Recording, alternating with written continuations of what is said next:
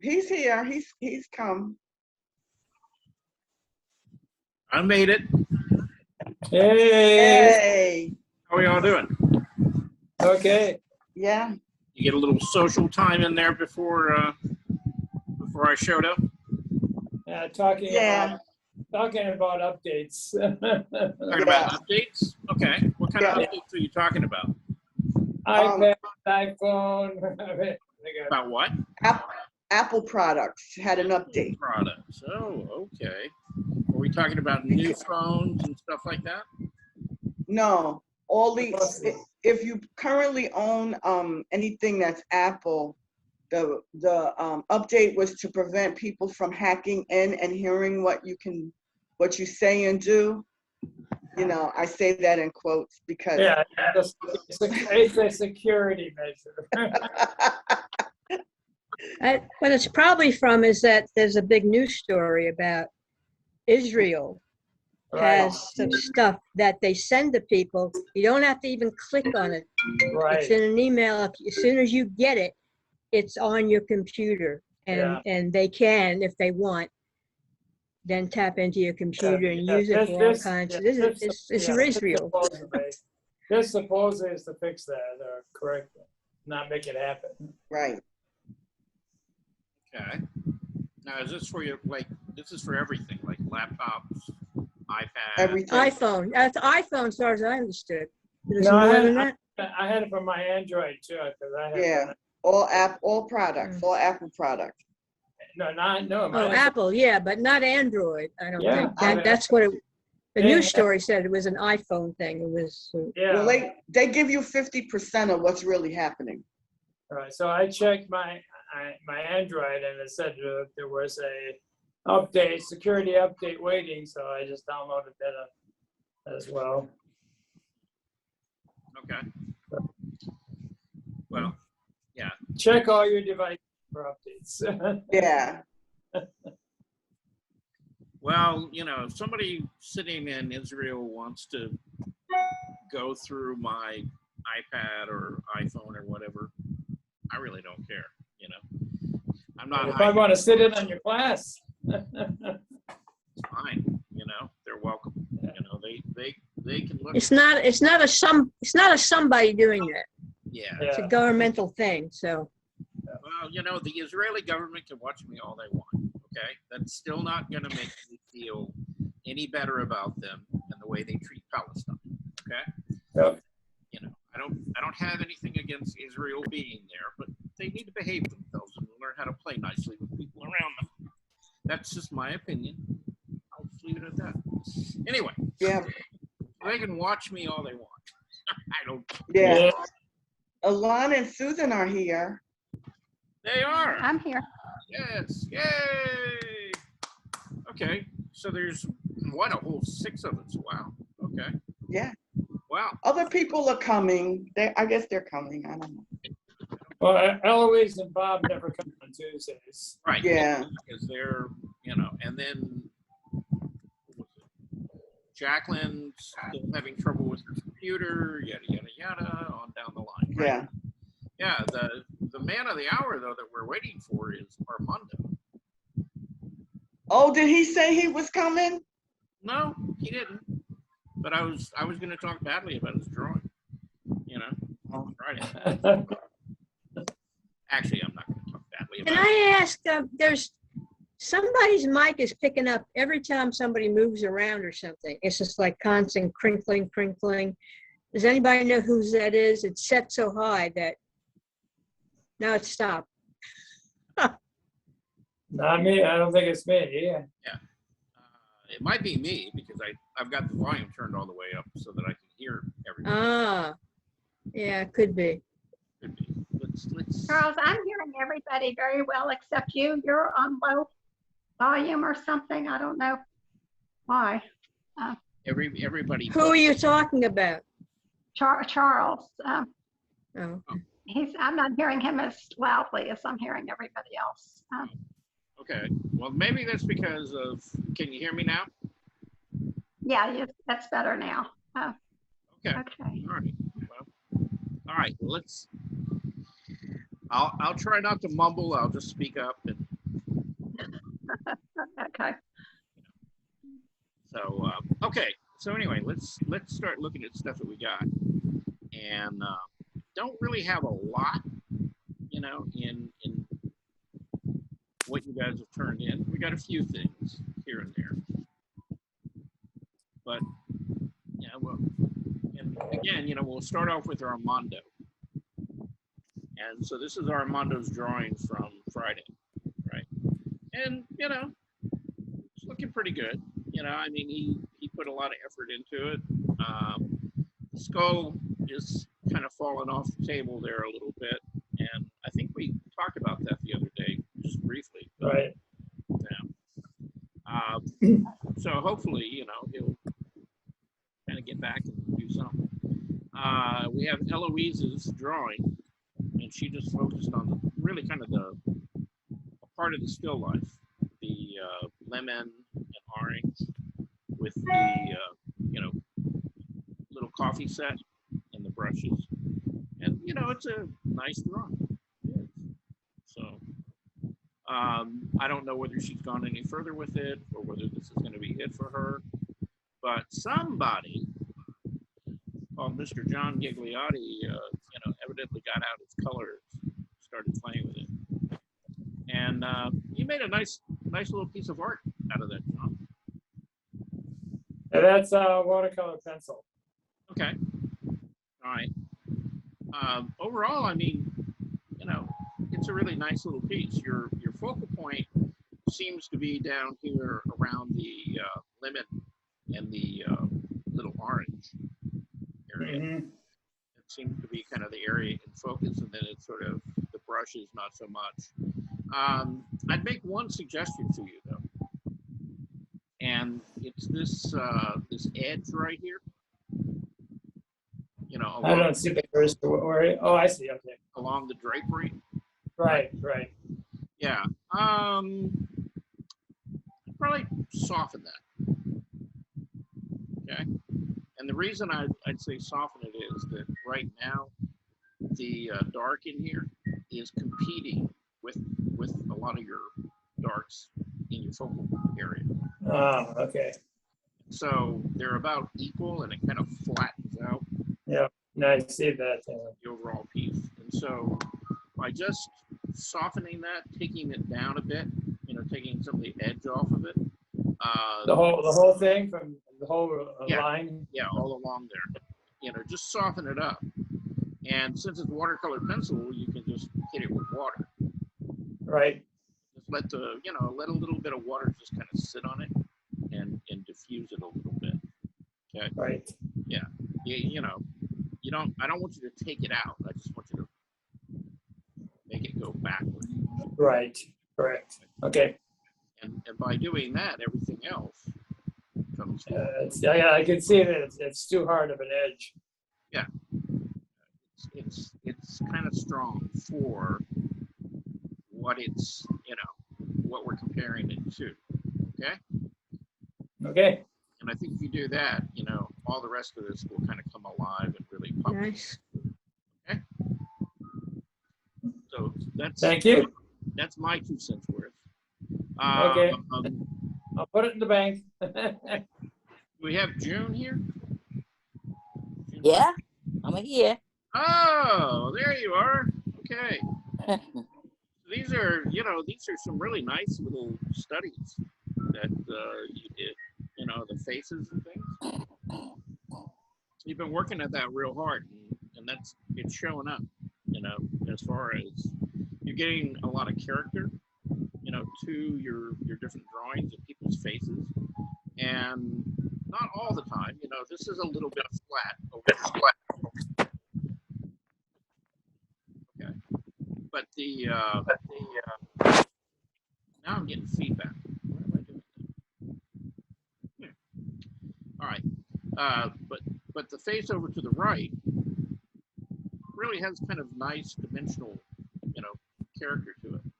You know, there's little kind of things here and there, but overall, I mean, it's working. You know, it's beginning to kind of feel as though it's got weight, roundness to it. So nice job on that. Thank you. Then you got your, this is almost abstract, you know. It could be waves. It could be icebergs back behind, you know, the shoreline. I don't know, you know. What are you doing with this? Tell us about it. Oh, I thought that the picture is suppose it's China and the debate. It's a very high the mountain. Oh, okay. All right. So those are like mountains with snow on them, right? Yes. Okay. All right. And the blue, like the shoreline, or you know, because really, like from like this point downward looks like a reflection, and from this point upward looks like a land. Yeah. This is like a river. Okay. All right. Okay.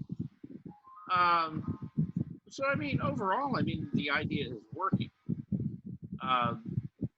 And just looking at it, is this oil? It looks like oil. Yes. Oil painting. Okay. So I've got a little advice for you. Okay. Don't be afraid to use some oil paint. Get more, get more paint on there, okay? Okay. Because the paint's kind of thin. You know, it's kind of thin and kind of washy. And it's fine, you know, for like locking stuff in and just getting some color down. But it's like you really need to build up, you know, a little more oil. And once you get a little oil paint on there, then you'll be able to kind of blend it, manipulate it. But you've got to actually get paint on there. See, right now the paint, Okay. yeah, it's so thin that you really can't blend the edges, you know, very well. And so once you get a little body in the paint, then you'll be able to come back in with a soft brush and really be able to make some nice soft transitions and stuff. Okay. Okay. So, you know, play with that, experiment with it. Then we got your drawing from Friday, which is a great drawing, really nice. You know, you kind of took on everything, right? And so you got all the Yeah, everything. yeah. So you got all the elements in there. It's all working really nicely. Okay. And you know, for working for 45 minutes, doing well, a couple of hours actually, I guess. You know, there was a lot to do. And so you've got all the elements in there. The one thing I would say, in just looking at it, you know, is that it's sort of my impression, you know, of the image that we were working from, that the scale of the still life down here would have been larger in comparison to these two objects. Okay, because one is closer to us, right? And so, yeah, for some reason, you know, these kind of seem like they don't really come forward because of the scale difference between, you know, the size of the palette paint versus this down here. And when you really, when you kind of think about the still life overall, you know, the still life really took up, you know, a lot more space and weight because it was closer to us, right? So that would be the only kind of, I guess you want to call it, critical comment that I would make. But it is really nice drawing. And you're beginning, you know, again, you know, you're beginning to use your and the line work, you know, much better than, you know, you used to. Everything's not quite. Thank you. You know, you're getting a little variety in the line and stuff there, so it's beginning to work pretty well. Then we have the queen, right? Yeah, queen. Yeah, and, you know, you can, when you look at her, you know who she is without the picture, actually. You know? I mean, it looks like Queen Elizabeth, and I'm not English, so you know, that's pretty good. I recognize her. Now, one thing, we'll talk about this more, you know. Yeah. And particularly like this Friday, because we're going to be drawing some faces and stuff like that. when you're drawing people's faces, you know, portraits and stuff like that, one, you want to build the underlying structure to the face, right? And it's not so much about the features emphasizing like the eyes and the mouth and the nose that really makes them look like who they are. It's really sort of the shape and sort of the weight distribution of the features on the face.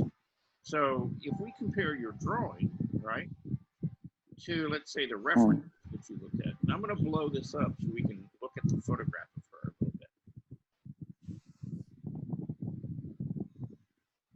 Okay, so when we look at her, okay, she has a very, very distinctive change between what would be considered the front plane of the face and the side plane, right? And which do you see getting light on? Is it the side plane or the front plane? Side. Yeah, the side plane's getting a lot more light than the front plane of the face, right? And then if you look at, like, where do you see your darkest value, you know, on her face, okay?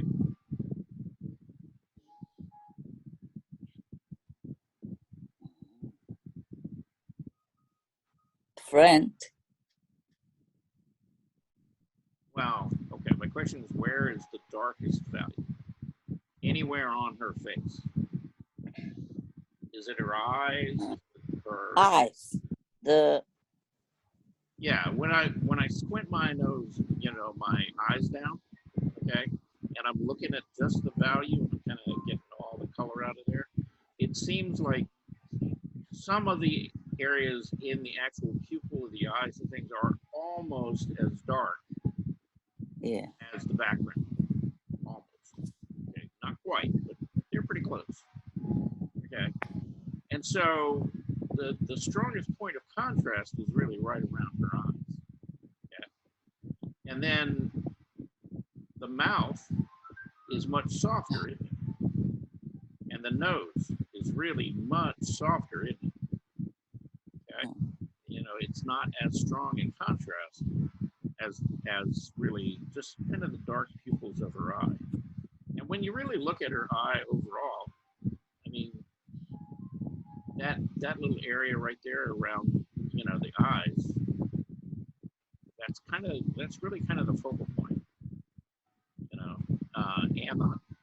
and the highest degree of value contrast in her face, right? Yeah. So let's go back and look at the drawing. Yeah. And so when I look at your drawing, right? Okay, you've got pretty much so, you know, your strongest values on the front plane of the face, but you really have emphasized the nose and the mouth probably like too much. You've overemphasized it, right? And if you would have kind of softened that nose and that mouth back a little bit, then you could have kept the dark value in the eye, and you know, it probably would have looked a little more like her, right? Been a little bit closer. Yeah, yeah. Yeah, because one of the things, you know, about the drawing, and again, you know, I recognized who it was, and also, you know, in that sense it works, but it's a little too harsh, you know. Lines are a little too sharp, and overall, it's like the features are sort of overemphasized a little bit. So you kind of take them down just a little bit. And the other thing Okay. that you really don't have any clear divide between the front plane of the face having less light on it and the side plane having more. See? Yeah. Yeah, this whole area you've made really light, but you haven't made a transition across there from side plane to front plane. Yeah. Okay. So yeah, just look for stuff like that, you know, as you do it. Okay. Thank you. And right? We've already talked about this drawing, but we can talk about it again. What do you think about this, Lorraine? Now that you've had it updated for a while. Yeah, thought your suggestions obviously worked very well. Yeah, and I posted it on Facebook with my friends again, and it was like everybody just was like positive about it. So I know, I saw that. Yeah, Lorraine and I are now connected on Facebook. Yeah, she's one of my more recent, friends on Facebook. And we talked about this, and just punching up the values really made a lot of difference. Again, it's all about when you're working monochromatically, it's really all about value. Okay, and getting those values. So it's mainly value and hard and soft edges. And if you can really kind of control those two things, in a monochromatic medium like graphite, then you can really do some pretty amazing things with it. You can really get a lot of volume and form, but you got to get that value range. And so I think you were working with kind of a variety of pencils, and so it's like if you're going to be working in graphite, try to set yourself up so that you get at least 3 to 4 different hardnesses of pencils, to begin with. And you might start off with a hard pencil, which is an H or like an HB, something like that. Just to do your initial sort of sketch, right? Because the overall line work and stuff isn't going to be as bold. It's not going to be as dark, right? And then build up your drawing, and as you get toward the end of the drawing, then you're using that soft pencil, the like 6B, 9B, whatever you have. hard to solve. Yeah, because it's softer and you can get it much darker. And here's the thing with graphite, and this is graphite ink color pencil, both. They both apply. You have to be really gentle with the surface of the paper, right? Because if you start off with your drawing and you start bearing down really, really hard on the paper with the pencil, what ends up happening is you end up taking all the tooth out of the paper and making it slick. And once it gets slick, you can't build up more material. And so, it's kind of a finesse thing. You have to really be gentle with it and patient and build up your value. Could you hold on?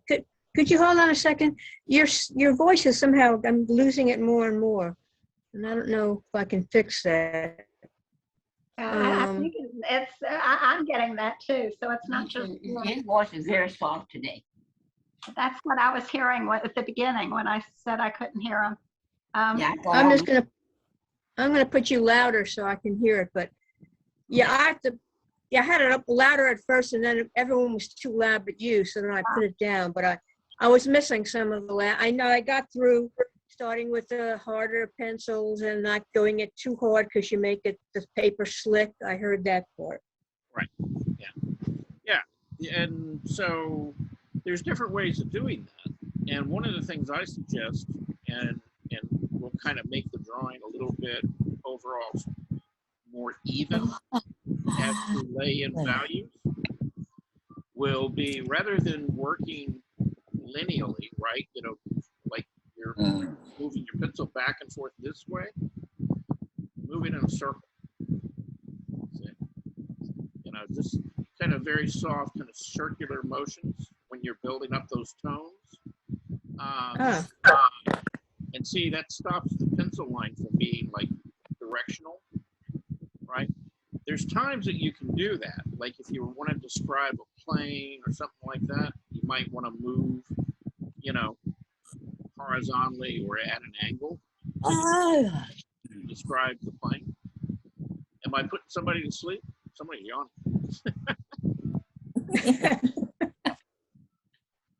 Okay. But other than that, you know, if you want to try to make a nice even tone, try kind of just moving like in a circular motion and don't push down hard, just let it build up slowly. And you can really Mm-hmm. very nice transitions and gradations and tones that way, okay? You have a lot more control over it. I'm gonna try that. Thank you. And then, you know, I think this was a pen and ink piece, right? I think that's kind of what we were thinking about. Yeah, I mean, I started out with, what I do is draw in pencil usually and then go over it with ink once I like it. Yeah, and it's a beautiful little pen and ink. And we, again, you know, I think we talked about this. I can't remember when. Was it?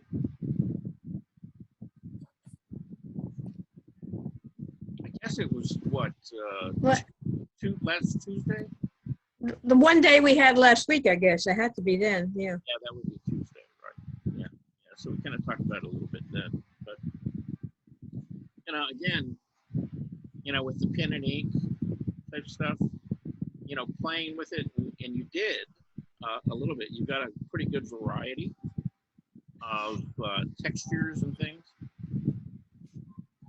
Like in the hat, you know, you kind of got that cross stitch, that weave in there. That's a really nice little pattern, you know, and it gives you more variety and still creates a value, right? Rather than just doing lineal strokes, right? And here, and this is one of those examples that I was talking about where you're using a tool and you're making, you know, like a series of lines, how it begins to build up value. And in Pinline, that works, you know, just about better than almost anything else, because, you know, as you go back over it, you just slightly change the direction so you can get a range of value, you know, in your Pinline. Yeah, this is a flag, colored flag, pride flag, basically. And so I had to try to figure out how to make it look like there were different colors. Yeah, and really, you know, changing the value and changing the texture will give you the variety that you're looking for, right? Like, for example, you see you use that kind of lineal, you know, repetitive stroke, you know, to build up the value in here. And okay, and that's good. But when you came down here, you did kind of the same thing. And you went over this one a little bit more, you know, to make some of the areas a little bit darker overall. Mm-hmm. But again, because they're so similar, you know, you don't really get that idea that it's a different color, right? So much. And so what you could have done is you could have used this, you know, where you did, and then when you got down here, change the pattern or change even the direction a little bit. See? Okay. Like maybe here, right, rather than using like, you know, those lines again, change it to like a stipple, right? Little dots, right? Oh, I see. I see. And again, you know, that it would make it separate and read, you know, as a very separate color again. And so, you know, Pinline is one of those things you got to be very inventive, you know, because if you end up reusing that same kind of technique and pattern over and over and over again, after a while, the whole drawing begins to look kind of the same. And so yeah, you know, you've got to kind of think about, all right, how am I going to make this different? Right? And you know, you might look at I want to say his name is J.C. Leindecker. He was an illustrator back late 1800s, early 1900s. Did a lot of work for Arrow Shirts. Arrow. Yes, somebody called me in. Maybe not. Can you say the name again? Spell it? Yeah, J.C. Leindecker. It's spelled Lyndecker.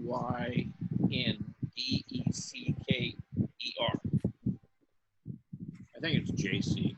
B-E-C. No. I'm sorry. B-E. LynebE. J as in George or John. JC. I got the JC. Yeah. And then Linedecker. LYNDECKER.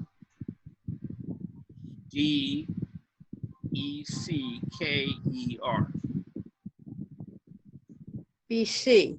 No E. Okay. If there's no B,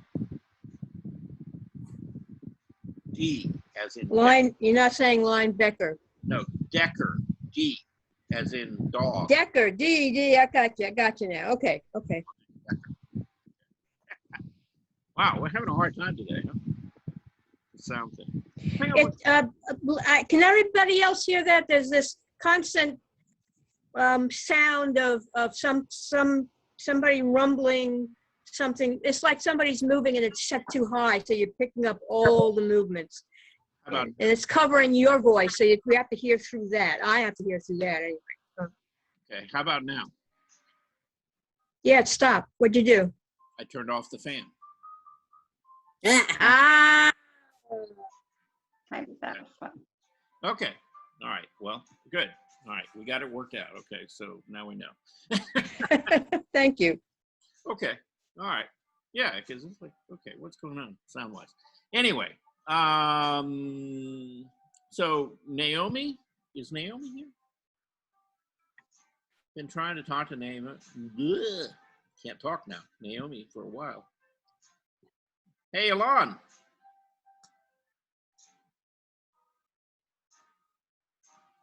Yeah, How you doing there, guy? I'm resting. You're resting, okay. But you got your ears open, right? Yeah, my ears are open. Okay, all right. Yeah, life treating you okay? Yeah. Okay. You been working on anything lately? No, I've been suffering a little from the fall that I had. Yeah. But I'm going to do some work. Okay. All right. All right. Well, I'm just checking on you. Make sure you're okay. Yeah. Okay. All right. Well, Naomi's not here. Okay. So we're going to move on. Susan is here. Let's talk to her. I'm here. Yeah, I saw you. So this is your drawing from Friday, and I'm going to blow it up a little bit. Come on. All Her right. face is so happy. Yes, she's a happy girl. Yeah.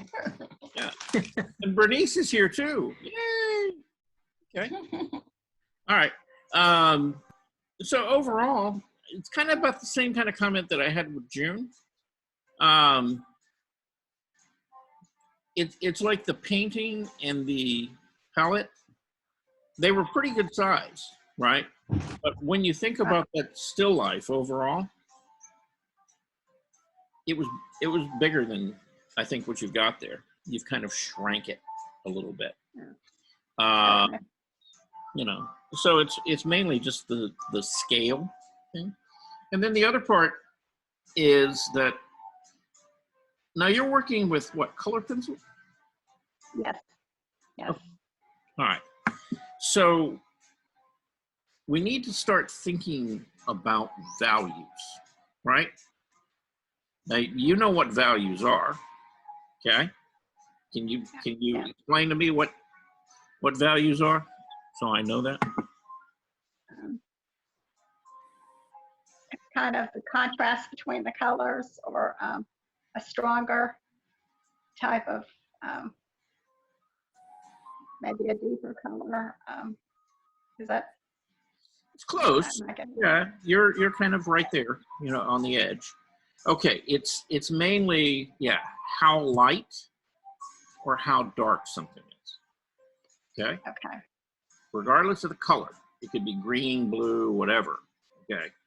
But it's how dark it is or how light it is in comparison to whatever's around. Okay? Okay. And in this particular drawing, kind of the issue that we're having is that there's not a lot of value contrast. See, everything is kind of about the same, right? Now you have some dark, you know, points like here in the hair a little bit, here on the palette in some places, and then in some places in the brushes, right? But it's not consistent. See, it's like little spots here and there, right? And Okay. when you're when you're looking at something, you know, depending on what the light is doing, you know, things might be more in light or more in shadow, right? So, you know, we could take any object there, like the skull, for example, right? And let's just kind of blow that up and take a look at it real quick.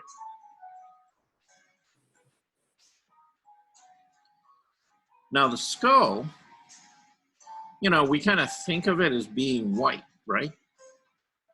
You know, that's kind of the idea is that, okay, bone is kind of white color.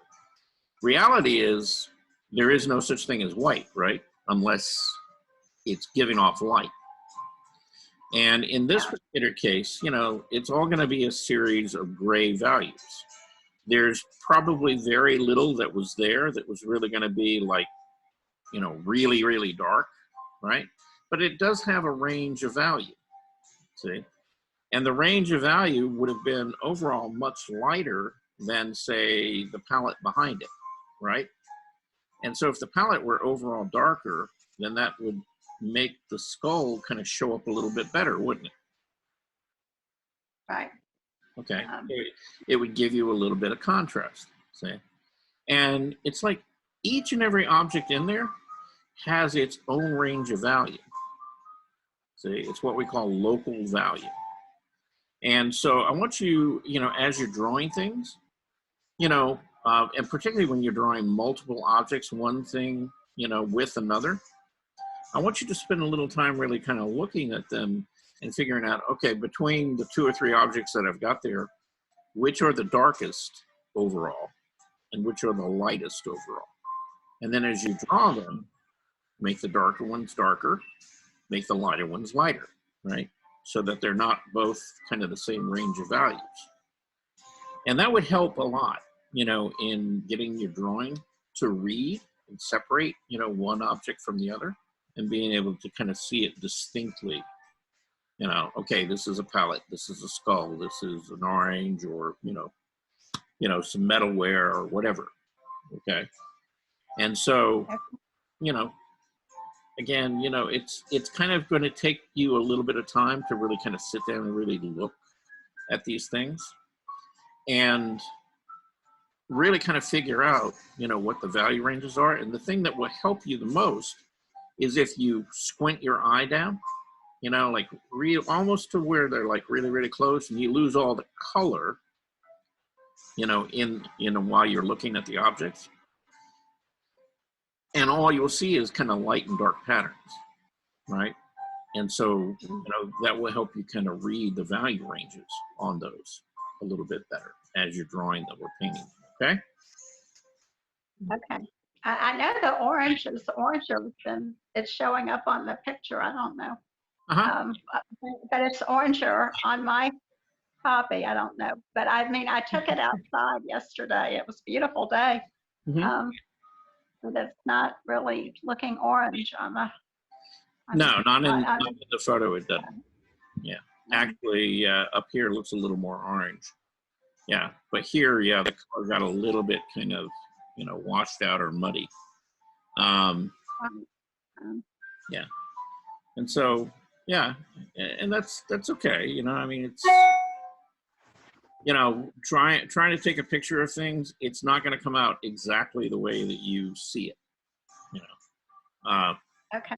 That's just a limitation of cameras, and, you know, and believe me, even if you get, you know, like a professional camera, they have the same limitations that your phone camera has. So at this point, I would not recommend, you know, going out and getting a specific camera. Just use your phone. Yeah, it's fine. It's going to see it as good as anything else. Okay, so let's move on. Actually, I'm going to save one for a little bit, just a little bit later. because I want to talk about this one. Okay, now this is your sheep. Okay. It's a sheep. I called it a goat. I can't tell. Yeah, that's. I went back and found that picture, and I did it. Well, we didn't have class Yeah. Friday. So, Right. yeah. And you've kind of got an electric sheep there, you know. Of course, the color in the you know, in the Psychedelic sheep. Yeah, it was psychedelic on my print. It was, right. Yeah, and it was. Yeah, they had a lot of fun with color and stuff. That's kind of why I sent it to everybody. You know, just kind of look at, you know, how they were layering color. And I think that was I'm pretty sure that was a pastel. You know, was the medium that they were using, and it was beautifully done. Really, really nice. Anyway, but your drawing of it, yeah, it kind of gives you, it is a little bit psychedelic, you know, because sort of the yellow and orange and blue, you know, and how it contrasts and stuff. But as far as, you know, the actual proportions and things like that, it looks like a sheep, right? And so, you know, the proportions in the face to the body and everything else are all pretty good. Again, really the only criticism, you know, I don't want to call it even, it's not negative, it's just criticism, is value, okay? And you could have pushed some of the darks darker, and that would have made the lights look lighter, see? So it's getting that range of value in there, okay? Would have helped a little bit on it. Okay. And the one that I saved for last was we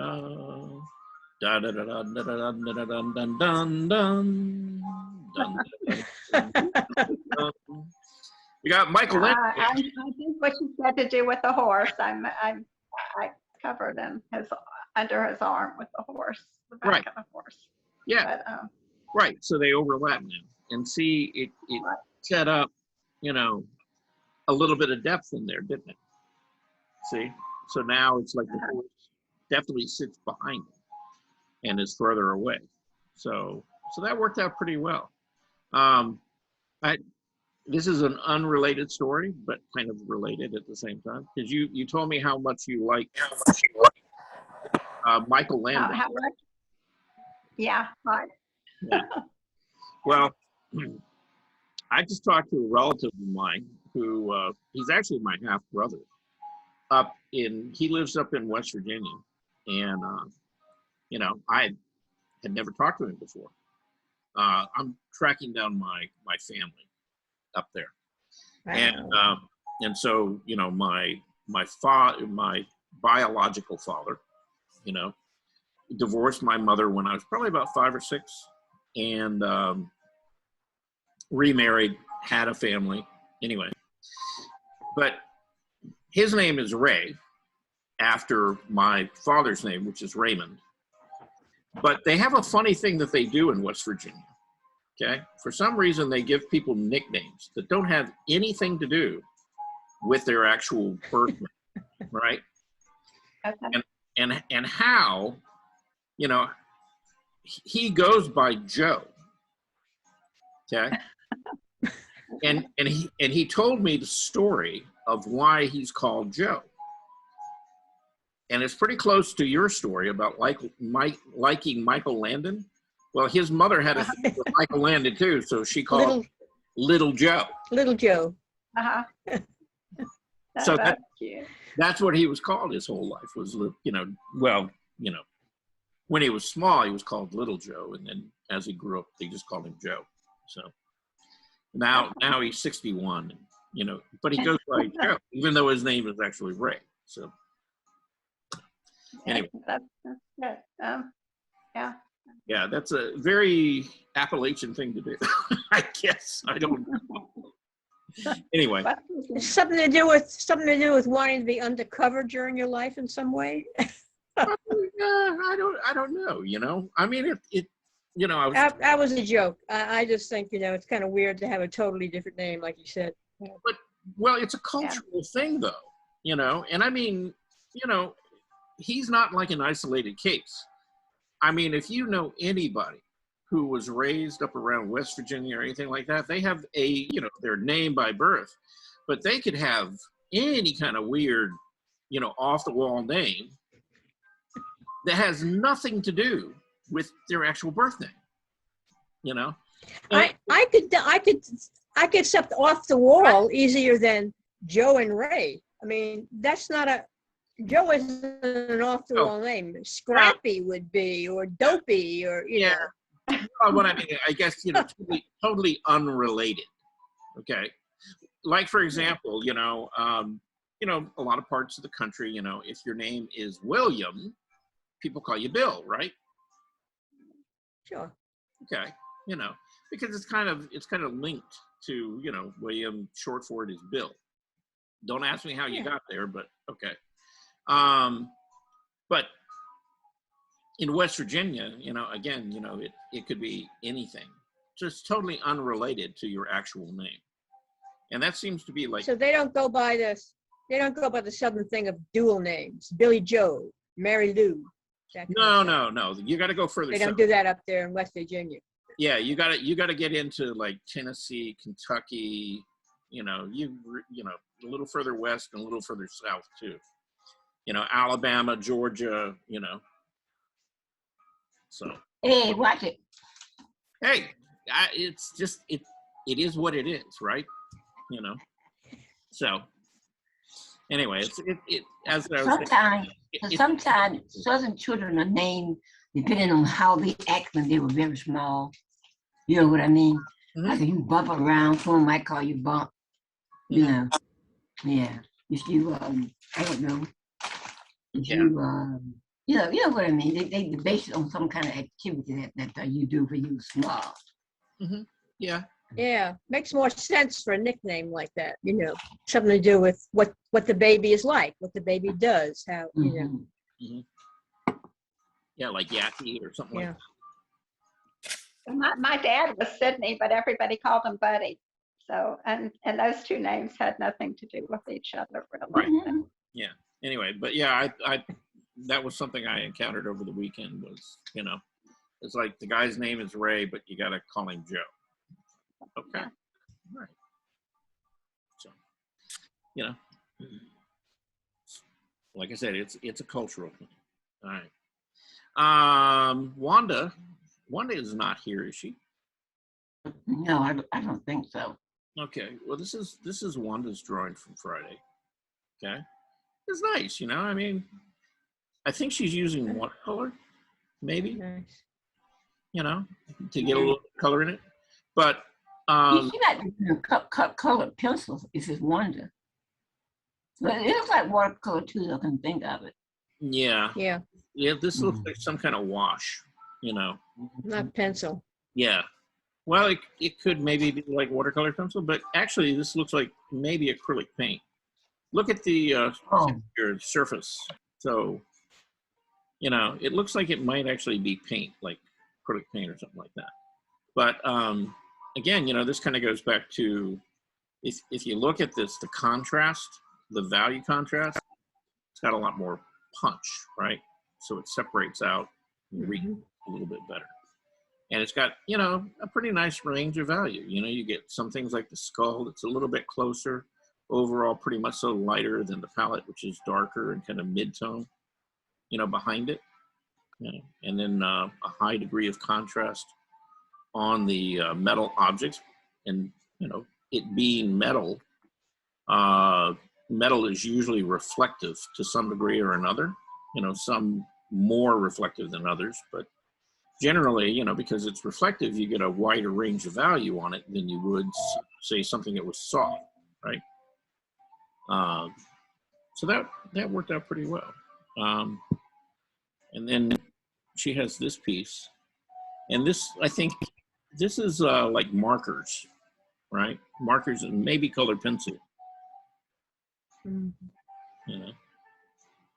Now, the thing I would say to her is, you know, she's getting some contrast in value here, but she probably could have pushed it, you know, a lot further. And if she could get some light, you know, back into some of this area. Now, light doesn't mean white.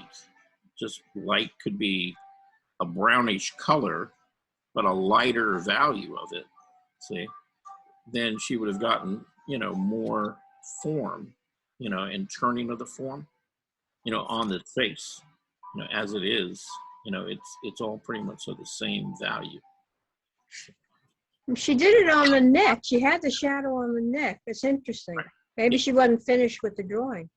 Yeah, well, she probably went over it several times, and you can see a couple of areas where she kind of overlapped, and when you overlap markers, this is what you get, you get a darker edge or value, right? So, again, just kind of changing up the value again, though, would have given her, a lot more, form than she got out of it. And she did get some, and that's good. Again, she could push that, go further with it. Anyway, let's see. Bernice, you didn't send anything in, did you, sweetie? You there? Okay, I'm unmuted now. No, I didn't send anything in. I was very busy last week, so. Okay, all right. Life treating you okay? Sure, so far. Okay, all right. Okay, well, anyway, that's all I got.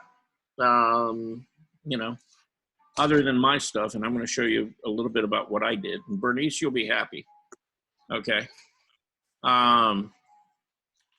So here's a painting that I did years ago, actually. And I did this on a drive across, I was in Oklahoma, and I was heading into Kansas to go see my daughter. And so I was out driving at midnight, and, I saw this, along the roadside. And so I stopped at a little turnout and did a little nocturne painting of this. And this is only like a little 8x10, but I was pretty happy with it. So I was digging through the pile of paintings sitting here in the studio. And this is one of the ones that I wanted to go back in and touch up a little bit. So I did. I pushed the value a little bit and made the sky down here a little bit lighter so that you could begin to see that tree and get a little bit of a gradation, from dark, to light as you came down to, the horizon line. And, there was like, like a housing development out there, and a couple of businesses. It was outside of a town. And so, and this is at night, and so had all these street lights and things lit up. It was an interesting image. It was a bit of a challenge to paint, because I'd never really tried painting anything like that before. But it was kind of fun. Yeah. Um, was the moon really shining through the clouds like that? Yeah, it was getting kind of like a little halo around it. Yeah, that's really nice. That's really, yeah. It really feels like that's what's lighting up a lot of the, surrounding. It was lighting up the sky. It really didn't have like a lot of effect, on everything else. It was pretty dark out there. And actually, one of the things that I did is I came back in and I put some lighter values down here in the foreground to pull that forward, because it was so dark down there that, it was pretty much so almost black from here to there. And it wasn't. You could see different colors and things in it, but the value range was so close, and so I just had to try to push the value out a little bit, and it reads much better now. You get some depth and some distance in there, and things feel closer. The horizon line feels further away now. So, can I ask a question? Sure. The white lights seem to be sometimes stars, but then there's some on the tree. So was it snowing or something like that? No, it was just a little bit of a light reflected off of like the trunk, the hard part. Okay. Okay. So, and I don't know that I'm finished with this. I still might go in and play with it some more. and or I might actually try to do something that's bigger, you know, because 8 by 10 is Beautiful. is pretty small for me to work on. So, but yeah, I kind of like the idea of it, and I like where it's going. So I played with it a little bit. We'll see in the next couple of weeks what I do with it, if anything. I wanted to show you guys this again because I actually finished it. And so Hey. this is the finished piece. You saw me start it, and I showed you like some of the steps, you know, all the way through. But yeah, this is the finished piece, so it's done. Wow. And I thought it was a photograph and was over small on the side. I thought it was a photograph. It's interesting. oh, yeah, Yeah. yeah. This is the title of this is called "Watching and Waiting." You know, you guys have. Any of you familiar with a band out of, I think they were like in the 70s? Good afternoon. I'm sorry I'm late. Oh, there you are. Don't blame on me. Blame on a widow who decide we have to go and eat at a place that she want to go and eat. Okay. Are you And complaining? I don't recommend it because it's kind of fancy and I don't like fancy food. Okay. Are you complaining? Yes. I told her I don't, it's not that good. What are you complaining for? I mean, look, you got to spend a little time out in the world with a nice lady, you know, having a good meal. Nice. And she paid for it, so. Well, that's even better. I mean, you got nothing to complain about then, buddy. Not a thing. We're not even going to hear it, okay? So you just... Well, You know, that place is smooth. Okay, you want to go? I recommend it. It's kind of fancy. Nah. Armando, we were in the middle of a lecture. You have to be quiet for a few minutes. Okay, I'll shut up. Yeah. Okay. So anyway, you know, this is done, and I finished it. And But I'm we happy. saw this picture. Yeah, Beautiful. but you It's didn't really nice. finish.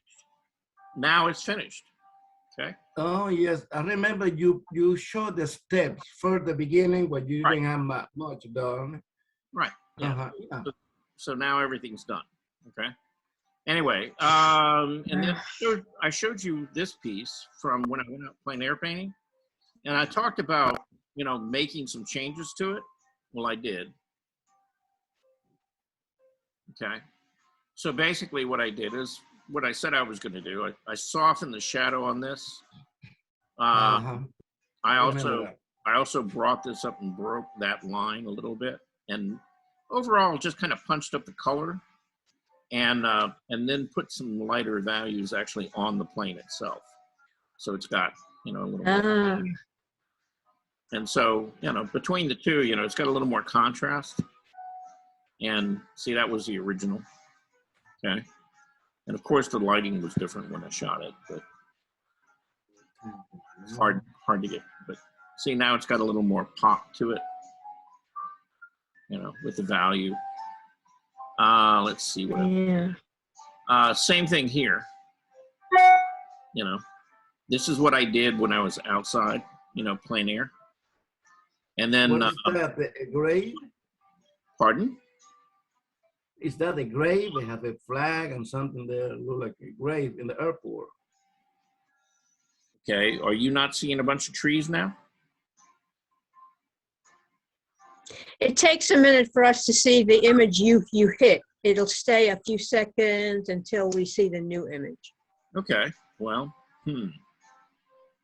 all right. Are we off of the plane yet? Yeah. Okay, good. Like, well, okay. That's quite a delay. Yeah, this was Kennesaw National Battlefield. And so, like I said, this is what I did, you know, the day that I was out there. And it was okay, you know. It was about 2.5, maybe 2 hours. Nice. You know. And I really kind of liked the trees over here. That was kind of the whole thing I was after. But, you know, in looking at it, by the time it dried, it kind of flattened out a little bit and stuff. So I went back in and anybody seeing a change yet? No, we're not seeing a change yet. Really? I don't see it. Okay, it's the same painting, but it's the colors shifted. No? Yeah. Now, yeah. Yeah. Now. Okay, That's that just was that second it changed for me. I don't know if it's just computer, Okay. but that was really slow. Okay, so this was the Yeah. old one. This is the new one. 1, 2, 3, 4, 5, 6, 8, 9, 10. Took 10 seconds to change over. Really? It still hasn't changed over Yeah. for me. Still looking at the old one. Really? Okay. So Huh. the second one Is a little lighter. more, yeah, Really changed it. Really changed it a lot. Interesting. Yeah. Yeah, I brightened it up quite Yeah, a bit. Yeah, that's kinda- you know, one of the things is, you know, when you're working outside and you've got a lot of sunlight actually on the canvas, you know, and on the palette, the colors look bright, right? And then, you know, you get back home and you're not in that bright sunlight, and all of a sudden everything looks kind of dull and, you know, not quite, you know, not quite. Let's see the brighter one again. But this this is is the brighter one. this is the brighter one. Okay. That is? Yes. Mhm. Yeah, well, lighter. It's got more contrast. Okay. The other one felt warmer overall, but I think a lot of that was the light that I shot it in. And then let's see. I want to get to the one that Bernice is going to be happy about. Okay. And this isn't it. This was that. Let's see. This is Kennesaw over at Cobb Farm, and that's what I did while I was out there. And then I came back and you know, just kind of pushed the value and the contrast on it a little bit more.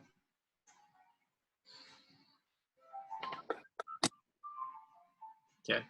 Have we seen it change yet? No, now we have. Okay. Yeah. I've only seen one with the house. Is that right? Uh-huh. Yeah. Yeah, there were two versions of it. The earlier version, now we're looking at the one that's been touched up. Okay. I haven't seen one. There it is. Okay. It's taking an awful long time to pop up. Yeah, it's just like a long time to get it over. Wow. I guess with any kind of artwork like that, it's a lot heavier I don't know. to communicate all that information. Yeah, I don't know. Okay. Anyway, yeah, so I like this one better, you know. I mean, at this stage. Again, you know, I've got more contrast. I've got also more change in the temperature. This is being much cooler, this being much more muted than what I originally had down there. Mm-hmm. Because when you're working in the studio, you can actually see the color, you know. The sunlight isn't, you know, bleaching it all out. So, Okay, yeah. I'm back. Sorry, Okay. And then, I lost connection. The internet went off. Sorry. oh, okay. All right. And so then I had painted this a couple of, about maybe 3-4 weeks ago. I'd gone out, you know, doing some plein air painting. And this old house in Smyrna. And what Bernice Oh. didn't like was she didn't like the fact that I had a big brown spot right out here in the garden area. And so I went back in and I added a garden. Can anybody see that, or are we still looking at the old house at Let Cobb? me see. I see. No, the- You see a garden. Okay, It's nice. yeah. So I yeah, didn't see the original one. I see the one with the garden. right. Well, I didn't show the original because Oh, okay. Well, yeah. Okay. yeah, the original was the same painting. It just didn't have the garden. There was just a big brown spot right there where an old tree had been. And so I made up Ah. and I added a garden to it because Bernice had the comment that, you know, well, she was looking at it like, what's that big brown spot for? You know? So I took her suggestion And I planted some flowers. Okay. Artistic license. That's right. I Yeah. got my artistic license out. And so I planted some flowers. And, you know, that was a good suggestion. It really was, you know. So whose house is this again? There's just a bunch of businesses in it. It's used. Oh, so they need to see this so they can plant the flowers. It would be nice. It would be nice if they did. But yeah, it's basically, it's got a couple of like attorneys' offices and stuff in it and some other businesses in it. And it's right there along Atlanta Road. And Okay. you know, but it was a really nice old house. So it was interesting to paint. So it's fun. Anyway, that's kind of what I've been up to. And I'm Nice. all right. I got one more thing to show you. And actually, because I had promised you guys that I was going to show you how to paint a tree without any leaves on it, right? Yeah. Oh, Yeah. That was a couple of weeks ago, right? So, okay, so I just started a painting, and I mean just started. And this is a 20 by 30, okay? And I had gone down to a creek that's not in a park. It's not far from here. And this is a creek, it's called Nickajack Creek. And so, you know, I was in looking for a place to go paint. And so I went out and waded out into the middle of the creek, you know, and I was going to start a plein air painting there, but, you know, I just did a sketch and took some photographs and stuff instead. And the thing I liked was there's a lot of really old, neat trees there. But anyway, I came up with this composition. All right, so this is the first sort of like, you know, layer of just setting up the composition, finding where things are. And you know, it's real thin oil, it's just kind of washed in. And the focal point is really going to end up being, you know, like this area right here. You know, mainly this little tree, which has no leaves on it. And so I got that wash in, and then got out my big brush. And so I just laid in, you know, some gray, you know, over, you know, the paint that was there, just to begin to kind of soften it and set up a general color, you know, for, you know, the actual tree limbs and stuff on it. And, you know, kept building, you know, a little more color into it. Can everybody see that now? It's the whole. Yeah. Okay. Yeah. So I started, you know, laying in some background color and getting, you know, some of what would be sort of up against that tree, right? And so, you know, laid in some fairly, you know, bright, fairly direct color back in there, beginning to try to separate out, you know, light and dark areas, you know, warmer and cooler as well. So let's see. So there's kind of a close-up, you know, of that tree. And right now, you know, it's all pretty kind of hard-edged, right? Because I just laid, you know, some light back in there and then went back over it, you know, put some of this red back in there for where, you know, the ground is showing through. You put some darks in there to kind of give me a similar value to what's in the background. And so I'm beginning to kind of break it apart, right? From there, I took a clean brush and I just went over it with the brush and kind of pulled it all together, right? To soften it. And so, you know, by doing that, what happens is you see it changes value now. See? You know, a little bit darker, you know, here at the base, you know, gets a little bit lighter and then it gets a little softer toward the edge, right? So by doing that, what you're doing is you're beginning to kind of create this form, okay? And it's not a flat shape anymore. It seems to be feeling like it's got a little bit of dimension and it's a little bit round, right? And so that's kind of the base, you know, for, you know, making a tree like that. What will happen from here, okay, this is like another step ahead. I haven't really changed this. This is still there, but you see how it's beginning to get some contrast between the background and the tree itself.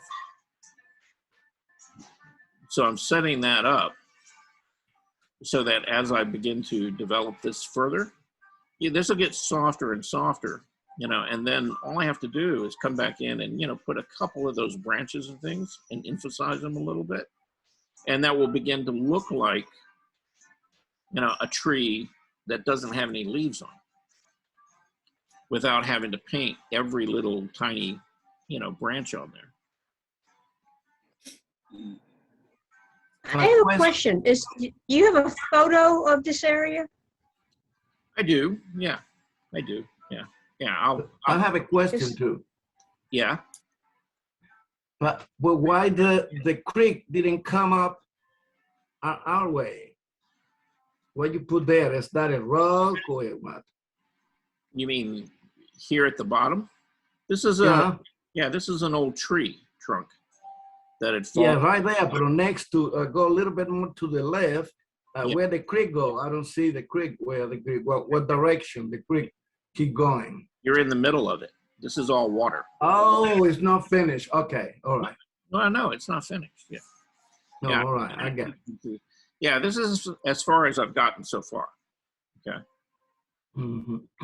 But, you know, as I develop this, I'm going to, you know, work on, you know, the trees. And as I said, this is going to end up sort of being the focal point right in this area. Okay. So that's as far as I've got, you know, within. How big is this one? How big is the, Pardon? how big is this picture? Oh, it's 20 inches by 30. Wow. Yeah. So it's not real big, but it's, you know, kind of medium size. Yeah. But yeah, we got a long way. So Charles, I'm not understand. You're saying it's a leafless tree. But what you have the gray light area that you have there that you've set up that you're going to be painting over. What is all that to representing? Just the limbs. Why is it so light like that? Because it's just tree limbs. Why are they? I'm just trying to understand why are they so light like that? Because it looks like a tree with a lot of fuzzy, you know, growth on it or something. I'm just. Yeah, right. I guess I'll understand it more when you finish it. But why start with something?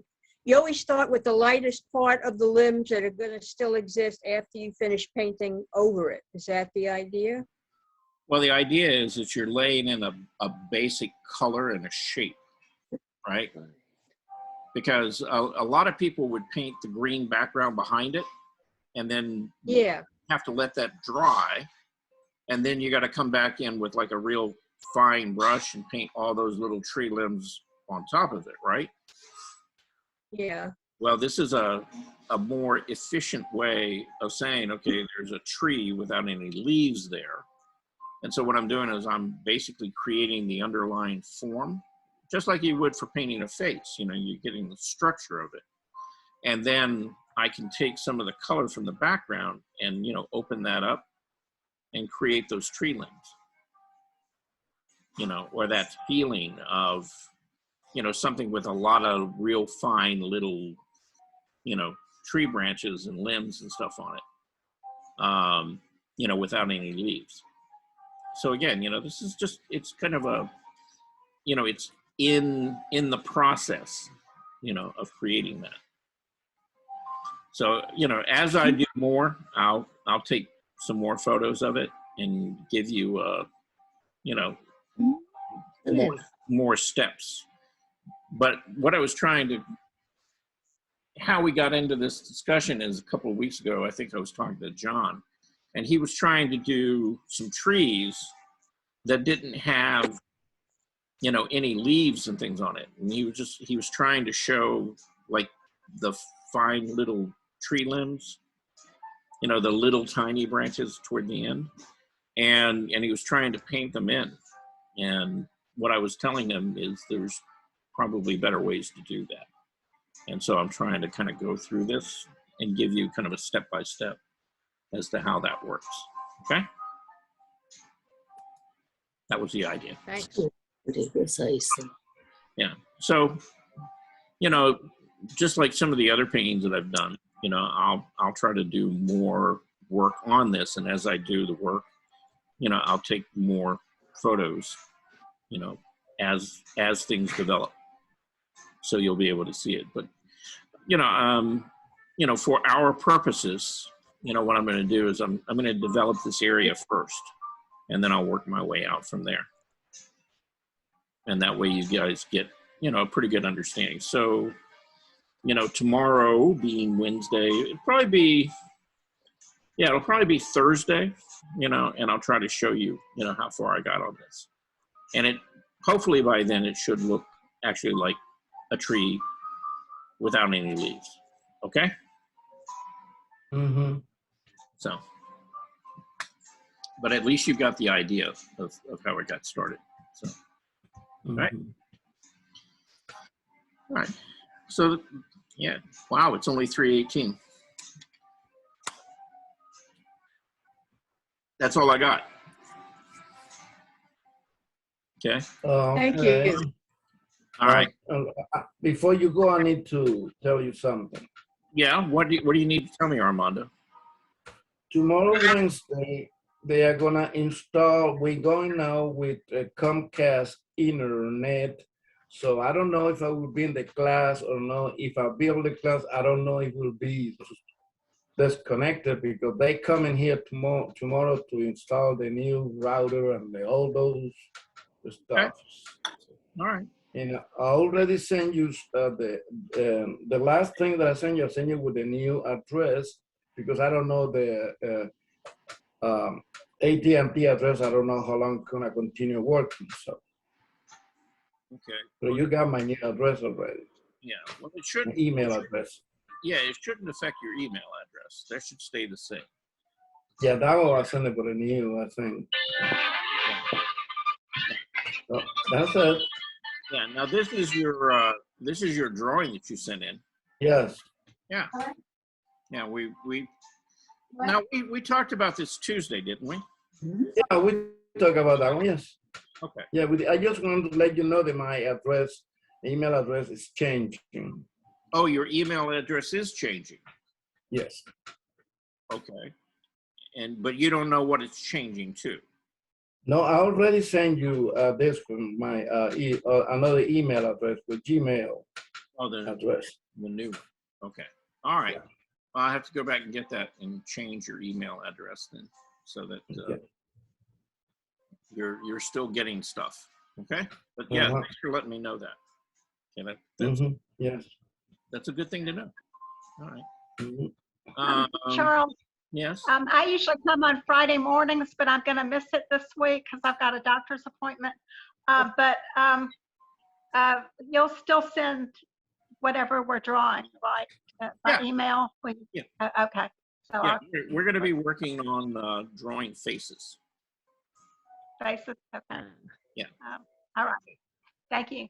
Okay.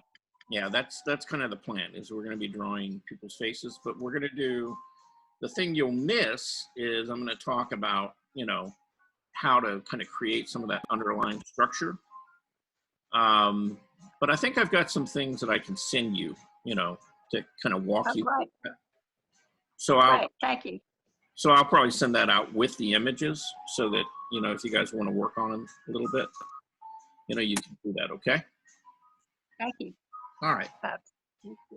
Okay. Okay. Well, I guess on that happy note, I guess we're going to end this. Everybody enjoy your afternoon. Thanks, Charles. All right. Bye, See you everybody. tomorrow. And we'll See see you you, everybody. at about 10 Hi, o'clock. Veronica. Oh, Bye, Armando. Bye, everyone. I'm gonna see Bye, everyone everybody. later. yep. Thanks for coming. Bye. Bye.